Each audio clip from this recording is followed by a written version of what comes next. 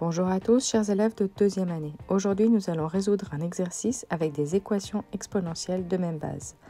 Voici l'énoncé. Rappelons la méthode. Pour chacune de ces questions, vous aurez la même méthode. Il faudra transformer l'énoncé de sorte à obtenir a puissance x égale à a puissance y, et par bijection de l'équation de la fonction exponentielle, eh bien, vous aurez l'égalité des exposants, donc le x égale au y. Première question, 8x égale à 2, quel sera le a, quel sera le x, quel sera le y? La base, c'est forcément 2, puisque 8, on peut l'écrire comme 2 puissance 3. Propriété ensuite des puissances, et on peut multiplier le 3 et le x, puisqu'ils sont séparés par une parenthèse. Et quand on voit donc la même base de chaque côté de l'égalité, on peut égaliser les exposants par bijection de la fonction exponentielle. Nous avons donc à ce moment 3x égale à 1. Et ensuite, il nous faut isoler x, donc 1 sur 3. N'oubliez pas l'ensemble solution à chaque équation. Pour la question suivante, on pourrait se dire « Tiens, mais là, j'ai déjà mon x, je passe à la calculatrice et j'ai fini. » Oui, mais ce n'est pas le but. Ici, le but, c'est de travailler les propriétés des puissances.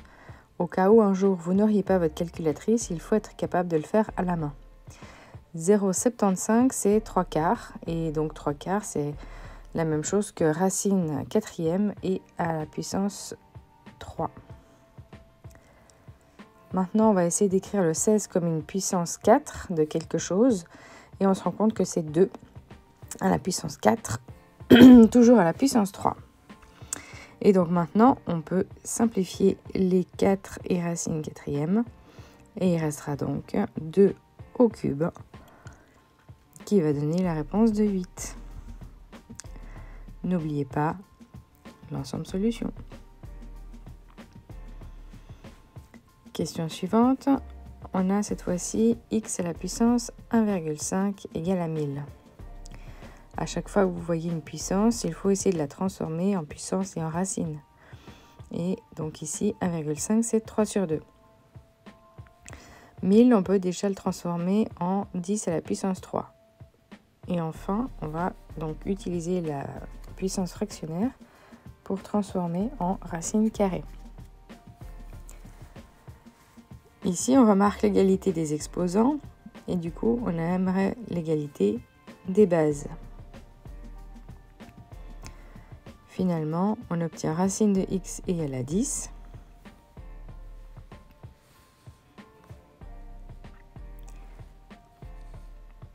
Et comment faire pour avoir x?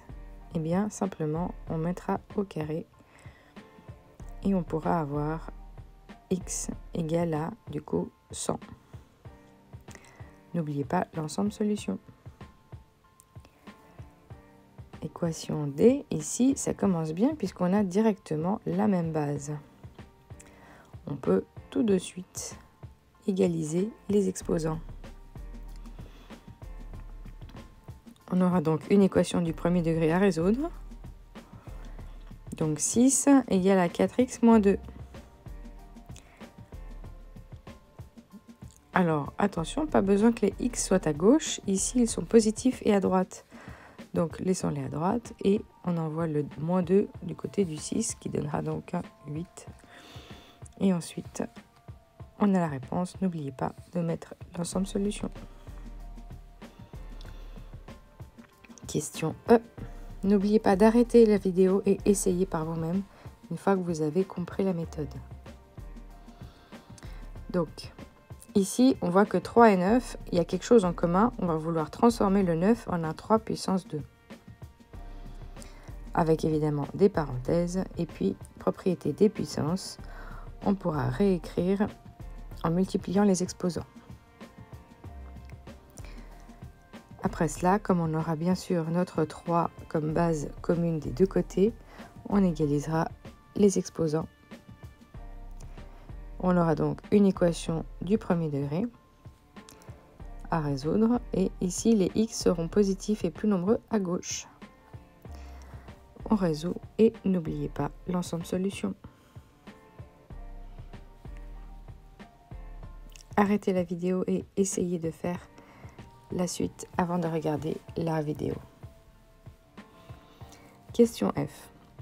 0,1, cette fois-ci, le nombre à virgule se trouve en base. Mais pareil, on va le transformer en fraction. Donc 1 sur 10. Évidemment, toujours à la puissance x. Et pour que tout le monde soit bien à la puissance x, le numérateur et dénominateur, on met des parenthèses. 1000, on le transforme tout de suite en 10 puissance 3. Maintenant, on peut remonter notre 10 avec une puissance négative. Donc la puissance négative, ça veut dire qu'on change d'étage. 1 sur 10, c'est 10 à la puissance moins 1. On multiplie les exposants, on a les mêmes bases, on peut donc par bijection égaliser les exposants. On isole notre x et on n'oublie pas l'ensemble solution.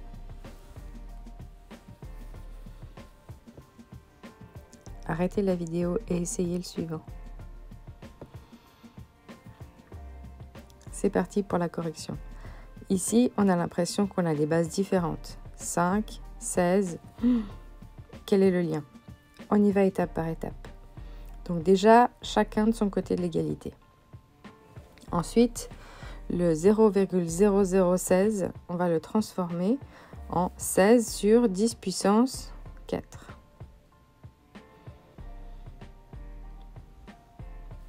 Comme ça, plus de virgule. Et puis le 16, est-ce qu'on peut l'écrire comme quelque chose puissance 4? Ah bah oui, on peut l'écrire comme 2 puissance 4. Ah, mais c'est la même puissance en haut et en bas. Alors, je vais mettre une seule fraction et parenthèse puissance 4. Ah, mais cette fraction, elle se simplifie.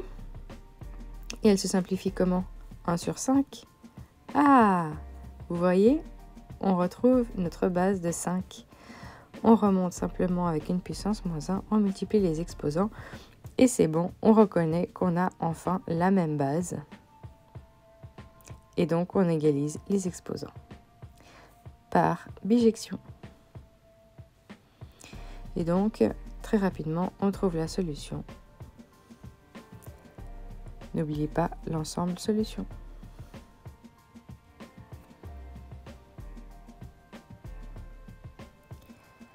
Question H. Ici, on voit du 5, du 25 et du 625. Il y a un lien, mais il faut travailler encore un peu avec les propriétés des puissances. Premièrement, le 25, on va le réécrire comme du 5 au carré. Et c'est toujours multiplié à notre 5 à puissance x plus 2. N'oubliez pas, parenthèse, et il faudra donc multiplier les exposants. 625, prenez une calculatrice ou vous le connaissez par cœur, c'est 5 puissance 4. Ensuite, donc, on multiplie 2 et moins x, qui fera moins 2x, et on peut additionner donc à gauche le x plus 2 avec moins 2x. Et puis de l'autre côté, on a toujours notre 5 puissance 4, mais on a la même base, donc égalité des exposants. On peut marquer que moins x plus 2 égale à 4. Finalement, x égale à moins 2.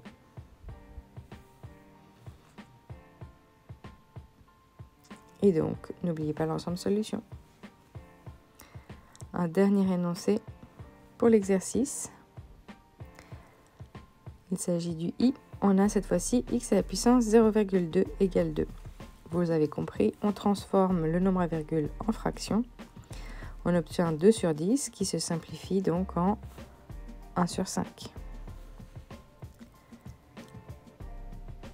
Et 1 sur 5, ça veut dire quoi? Ça veut dire la racine cinquième. Alors, qu'est-ce qu'on fait ici? Pour se débarrasser de la racine cinquième, eh bien simplement, on va mettre à la puissance 5. Et donc, il suffit de calculer donc 2 à la puissance 5 qui donne 32. Voilà, j'espère que c'était clair. Je vous souhaite de belles révisions. N'hésitez pas à refaire ces exercices dans quelques jours. C'est important, la répétition.